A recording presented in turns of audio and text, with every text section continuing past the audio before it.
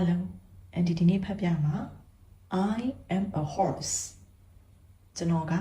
မြင်းတစ်ကောင်ပါတဲ့ Hello kids, I am a little horse. ကလေးတို့ရေကျွန်တော်ကတော့မြင်းလေးတစ်ကောင်ပေါ့တဲ့ I mostly eat hay and grasses,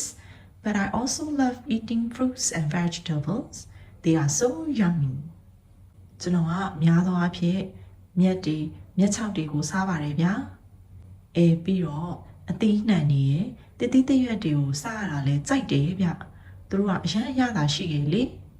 Yummy I have the largest eyes of any land animal and my eyes beautiful ကုန်းပေါ်မှာရှိတဲ့တတ္တဝါတွေအားလုံးထဲမှာဆိုရင်တော့ကျွန်တော်မျက်လုံးကအလှဆုံးပဲပေါ့ဗျာကျွန်တော်မျက်လုံးလေးတွေလှတယ်မလားကြည့်လိုက်ပါဦး As my eyes are on the side of my head, I can see all around at the same time. Now, isn't that great? ကျွန်တော်ရဲ့မျက်လုံးတွေကခေါင်းရဲ့တစ်ဖက်တစ်ချက်စီမှာရှိတဲ့အတွက်ကြောင့်မို့လို့ကျွန်တော်ကအရာအလုံးကိုတစ်ပြိုင်နက်တည်းမြင်နိုင်တယ်လေဘယ်လိုလဲမိုက်တယ်မလား I ran very fast and started running soon after I was born.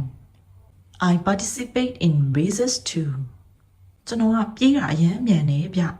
ကျွန်တော်မွေးပြီးချင်းမှာပဲထပြေးတာလေပြီးတော့ကျွန်တော်ကပြေးပွဲပြိုင်ပွဲတွေမှာလဲပါဝင်ဖြစ်သေးတယ် I can sleep both lying down and standing up ကျွန်တော်ကလှဲပြီးတော့လဲအိတ်တက်တယ်လို့မတ်တက်ကြီးလဲအိတ်တက်သေးတယ်ဗျ I also have a very good memory and can remember people and places well ကျွန်တော်ကမှတ်ဉာဏ်အရင်ကောင်းတယ်ဗျလူတွေရောနေရာတွေရောကောင်းကောင်းမှတ်မိနိုင်တယ်The sound that I make is called a neigh. This is how I talk to my friends. ကျွန်တော်စီကနေလာတဲ့ neigh ဆိုတဲ့အတန်ကတဲ့ကျွန်တော်တငယ်ချင်းတွေနဲ့စကားပြောတဲ့အတန်ပေါ့ဗျာ neigh ကလေးရောလောက်တက်လား neigh ဒါလေးကမြင်းလေးတစ်ကောင်ရဲ့အကြောင်းပေါ့ကလေးရောမြင်းကိုပြင်မှာမြင်ဘူးလားစီရောစီးဘူးလားမြင်းကိုအပြင်မှာမမြင်ဘူးသေးဘူးမစီးဘူးသေးဘူးဆိုလဲကိစ္စမရှိဘူးเนาะအိမ်မှာစီးကြည့်လို့ရတယ်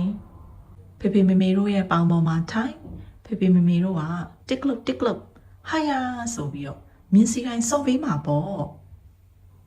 မြင်းလေးတွေအကြောင်းနောက်ထပ်လေ့လာခြင်းသေးရဲ့ဆိုရင်အများကြီးရှိသေးတယ်เนาะမြင်းလေးတွေလို့အပြေးတန်ပြီးညံကောင်းတဲ့ကလေးလေးတွေဖြစ်ကြပါစေเนาะတတား